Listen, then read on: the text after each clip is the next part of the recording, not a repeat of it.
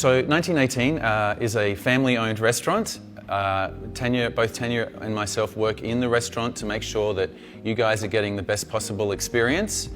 And with that in mind, we've been travelling across the Barossa looking for winemakers who, as well as owning the winery, they also involve themselves in the production of the wine. So that way you know for sure when the owner is in charge of the making, or in 1918 in the charge of making sure that the services and the food and the wine is excellent, you know that it's going to be exceptional.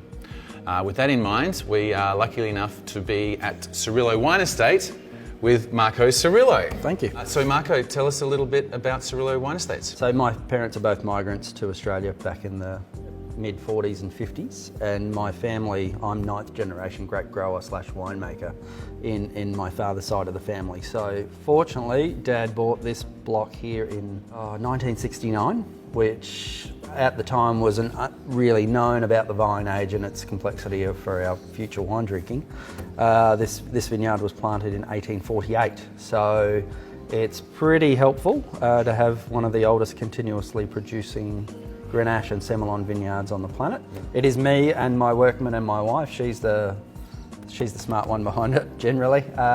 She's the one that answers the emails and does the marketing side of things. I'm just more the I guess smart like sheep, strong like tractor. So let's talk specifically about this wine. So this wine is available at 1918. It's on Yes. the family-owned premium wine board at 1918. Can you tell us a little more about this particular vintage? So the 2014 for me it's been sitting a while in tank. We like to tank age for about 4 to 5 years, and then we bottle the wine out to market not long after that. So it's often a 6-year-old wine on release, so currently 2014.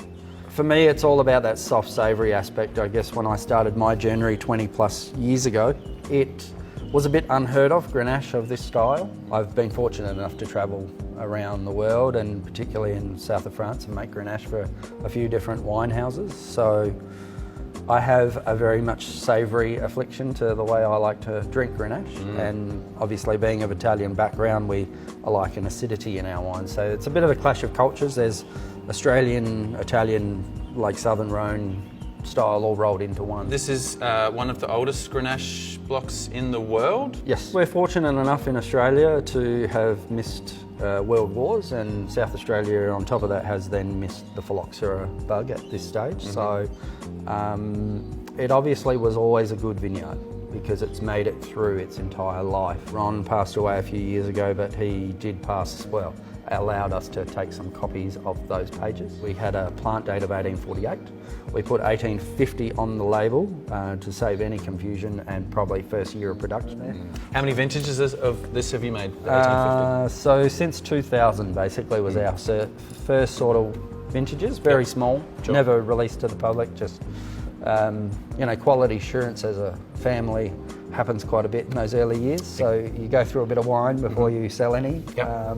And that's kind of what happened, but 03 was kind of the first more commercial available size. And we actually never released the 03 to the public until it was 10 years of age, and we'll re-release that in 2023 as a 20-year-old wine as well. There would only be a limited amount, I assume. It's a single vineyard? Single vineyard. There's not many other 1848 vineyards available to go into it, so basically it's a single site.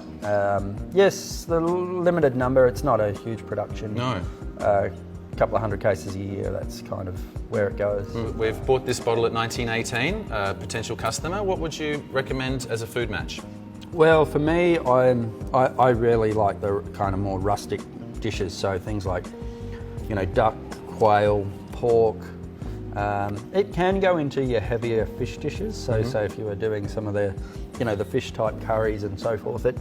That's the beauty of Grenache, in particularly in this style, is the fact that it has a wide spectrum. So, cheers, fantastic. Cheers. Thank you very much, Marco. Thanks for having us here. Thanks for supporting us.